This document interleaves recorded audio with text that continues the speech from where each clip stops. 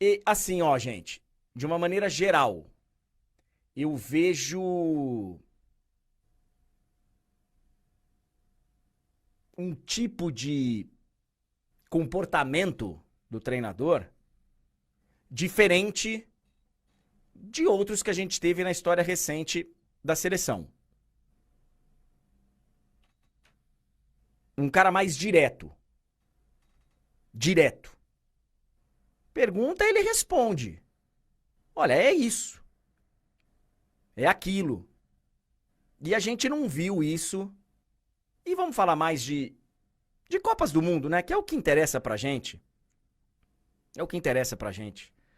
A gente via muito, né? E ele foi em cima. Com relação ao Neymar, que foi uma das primeiras perguntas lá, que eu falei ontem a vocês. Muita gente criticou o Neymar por ter falado que era técnico e não físico, enfim. Teve gente que... E eu defendi o Neymar ontem aqui. Eu defendi o Neymar porque ele não tinha o que responder. Ele não estava na seleção brasileira, na lista da seleção, por uma combinação de fatores. Que na cabeça dele não era físico, porque na cabeça dele ele tá bem, ele jogou 8 jogos, não, na cabeça não só dele, né? De muita gente. Ele já tava bem no segundo jogo. Tinha gente que aqui defendia e falava que ele tava bem quando ele tava lá na Arábia. E o Jorge Jesus do lado dele falava, não tem condição. Mas tinha gente aqui falando que ele tava bem lá já naquela época. E a gente sabe que não está. Ele acha que ele tá no 100%, ou que ele já tá, mas a gente sabe que não tá. A gente sabe que não tá. E a resposta do Carleto, ela é muito direta, e ele fala, cara, ele tá certo. Ele não tá por uma escolha técnica. Ele adiciona que tem uma questão física, e o resumo da mensagem é a seguinte. É o seguinte. É uma combinação de fatores. Não vai bastar ele jogar 8 partidas seguidas. Ele tem que estar num nível físico que seja aceitável para a seleção brasileira. E ele não está nesse nível. Ele não está num nível técnico, ele não está num nível físico, e eu adiciono, e nem psicológico. Mas esse a gente sabe que não está sendo debatido no momento. E não acho que seja isso que vai tirá-lo da Copa do Mundo. Se for só o aspecto psicológico. Nervoso do jeito que ele tá, enfim. Não é isso que vai tirá-lo. Mas físico e técnico vai. E isso ele deixou muito claro numa outra pergunta. O que será preciso para estar na Copa do Mundo? Ele tinha dito que tem 70 jogadores, mais ou menos, na lista. 70 jogadores. Numa lista aí de possíveis convocados, de possíveis jogadores para a Copa do Mundo. E aí a pergunta foi, o que esses caras vão precisar fazer para estarem na lista? E ele fala que são 3 coisas. 3 coisas. 1, qualidade. É evidente, né? Um fator diferencial vai ser a qualidade. Ele fala que todos esses caras têm condição, até por isso estão sendo observados, mas que quem tiver no melhor momento, com a melhor qualidade naquele instante, vai ser, né? Vai ser convocado. Vai para a Copa do Mundo. Número 2, 100% fisicamente. 100% fisicamente.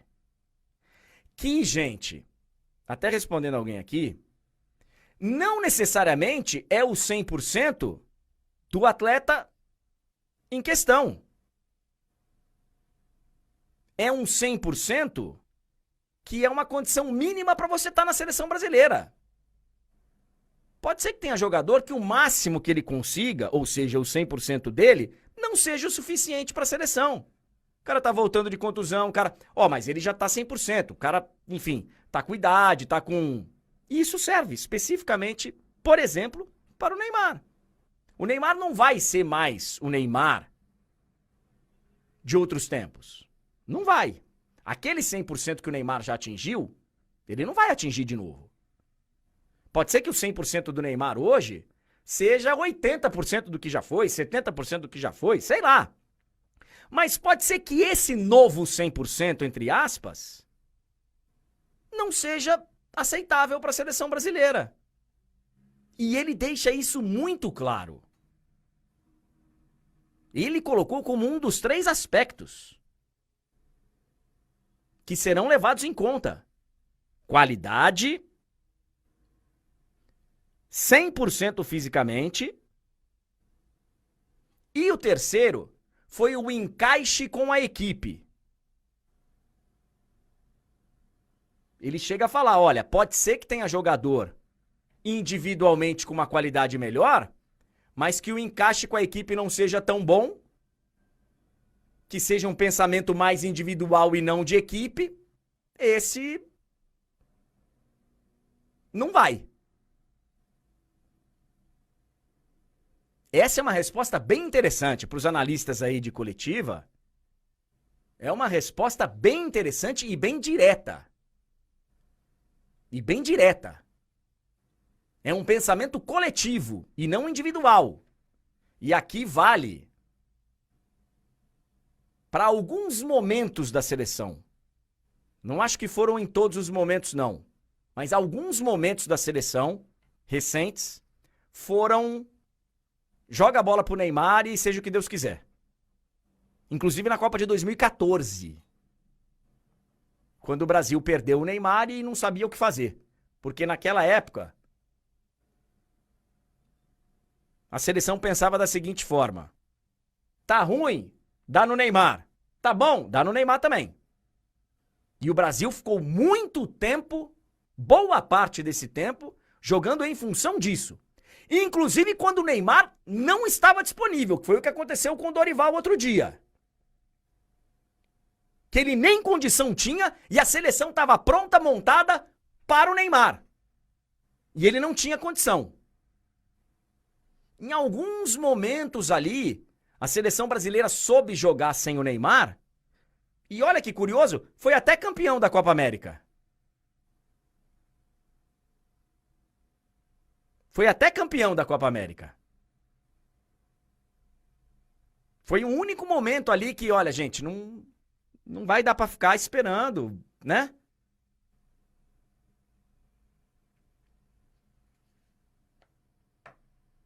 E ele confirmou que para amanhã, pelo menos, a ideia é ter 4 atacantes.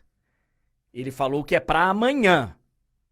Amanhã, Monique Danello, a seleção brasileira, ela vai enfrentar um time fraquíssimo. Fraquíssimo. A seleção do Chile é fraquíssima, dirigida pelo Ricardo Gareca, inclusive. Ela ganhou 2 partidas das 16 feitas nas eliminatórias, contra a Venezuela no ano passado e contra o Peru lá em 2023, porque as nossas eliminatórias aqui no continente, elas duram uma eternidade. Então ela ganhou um jogo em 2023 de eliminatórias, um jogo em 2024 de eliminatórias. São 2 vitórias nas eliminatórias sul-americanas. Um time que fez apenas 9 gols. Fez apenas 9 gols. Nas eliminatórias inteiras, em 16 jogos. Ela fez 9 gols. Então, Monique, me parece que é um jogo interessante para você testar essa forma de jogar, que não será definitiva. Ele disse, dependendo, eu vou mudar. Então eu acho que amanhã no Maracanã, Moniquinha, nós vamos ter esse Brasil aí com o Rafinha por dentro, com o Estevão, com o João Pedro, com o Gabriel Martinelli, ou seja lá com quem for como alternativa, mas vamos ter um Brasil pra frente só com Casemiro e Bruno Guimarães no meio campo. Não é isso que você imagina? Bom dia, Moniquinha! Tamo mutado aí, agora vai. Bom dia para você, bom dia para todo mundo que está com a gente. É isso mesmo, né? Foi o time que ele treinou ontem que a gente trouxe a informação nas redes da TNT Esportes e pelo que ele falou na entrevista coletiva, não me parece que ele vá mudar alguma coisa no treinamento de hoje. É uma formação, um sistema com 4 homens de frente, como ele foi muito claro, né? É um sistema para amanhã, não significa que vai ser um sistema definitivo e que a tendência é que ele mude esse sistema para o jogo contra a Bolívia, até porque se trata de uma altitude de mais de 4.000 metros e ele vai precisar levar outras coisas em consideração para essa partida lá em La Paz. Então, para amanhã, ele trabalhou ontem, né, na atividade de ontem, com Alisson no gol, Wesley na direita, Marquinhos, Gabriel Magalhães e Douglas Santos, 2 homens de meio campo, o Casemiro e o Bruno Guimarães, e aí um quarteto ofensivo com Rafinha, Estevão, Martinelli e o João Pedro. O que eu tenho de informação é que a tendência, né, do que ele trabalhou era um Estevão mais aberto pela direita, o Martinelli pela esquerda, o Rafinha mais por dentro com o João Pedro de centroavante. Mas como o próprio Ancelotti falou, são jogadores muito versáteis que podem fazer mais de uma função, então que podem se revezar. O Rafinha, a gente já viu caindo pela direita, caindo pela esquerda também, então são jogadores que podem alternar nessas posições e por essa formação, pelo sistema e pelo que disse o Ancelotti, a tendência é que a gente veja um Brasil bem ofensivo, com muita intensidade, nesse jogo que vai marcar a despedida do Brasil antes da Copa do Mundo. Até a próxima Copa, o Brasil não faz mais nenhuma outra partida em casa, então a partida no Maracanã vai ser uma despedida antes do próximo Mundial, e aí, para além do Brasil já classificado e para além dos testes que o Ancelotti quer fazer, dar minutos para jogadores, conhecer um ou outro, ele quer, né, que o Brasil se despeça com uma boa apresentação e deixando uma boa impressão para o torcedor que vai ao Maracanã amanhã, André. E eu aqui repetindo o que eu vi na matéria que trazia o momento da seleção chilena, né, e um resumo do que tinha sido as eliminatórias do Chile, eu acabei indo na onda da matéria. O Gareca foi demitido já, vai ser um técnico interino. É o Nicolás Córdova, que é da seleção sub-20 do Chile. Nem técnico tem o Chile para vir enfrentar a seleção brasileira, o Gareca já era.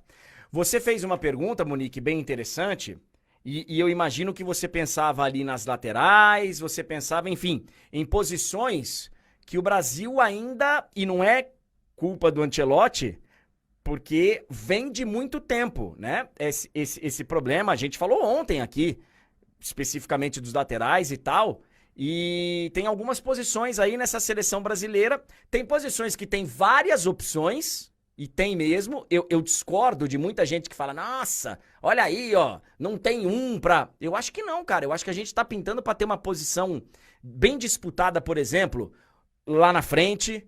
Eu acho que tem aí jogadores de ataque que estão em momentos interessantes e tomara que estejam em momentos interessantes quando chegar a hora. Eu acho que em alguns lugares nós estamos bem servidos, nós temos boas opções. Em outros a gente tem bastante opção, porque ninguém está se destacando, né? Diferente de lá na frente, porque tem destaque, em outras ninguém está se destacando. É mais ou menos o que você pensou quando você fez a pergunta pro Ancelotti, Moniquinha? É mais ou menos isso, né? Porque conforme o ciclo vai se estreitando, né, a gente vai se aproximando da Copa, a gente olha e a gente vê nomes que se repetem ali em algumas posições e nomes absolutamente consolidados. Então, se a gente for fazer um exercício, é óbvio que o Alisson, né, óbvio, né, se nada acontecer, todos os fatores que a gente sabe, mas nesse momento a gente olhando, o Alisson é um nome para a próxima Copa. Aí ele vai fazer outras escolhas ali, o Ederson muito provavelmente, se tudo der certo na saída dele para a Turquia, mas ali a gente tem uma noção.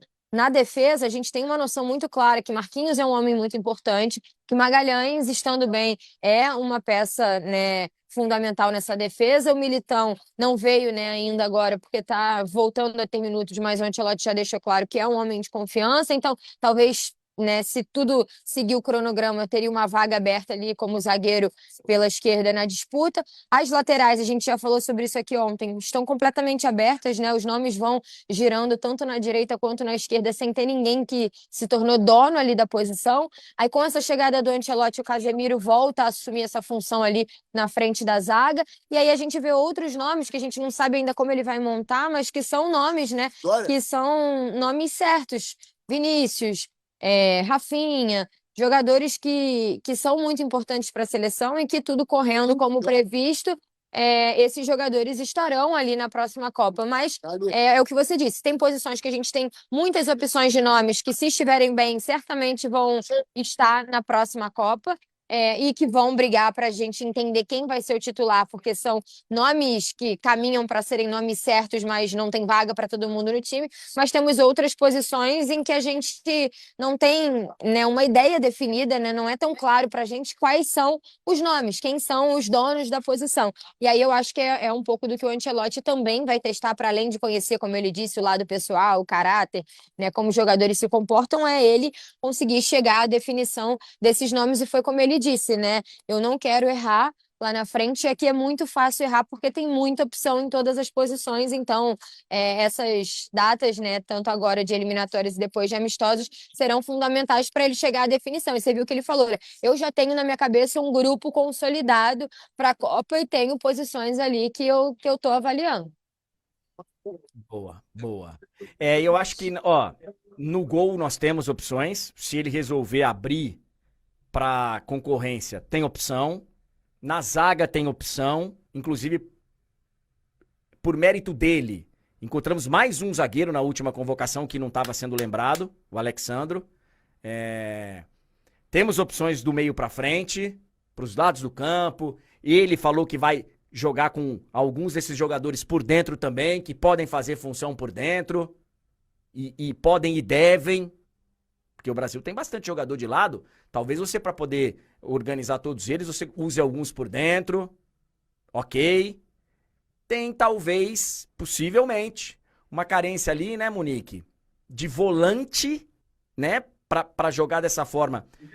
Teve que voltar no Casemiro, porque talvez ali tenha.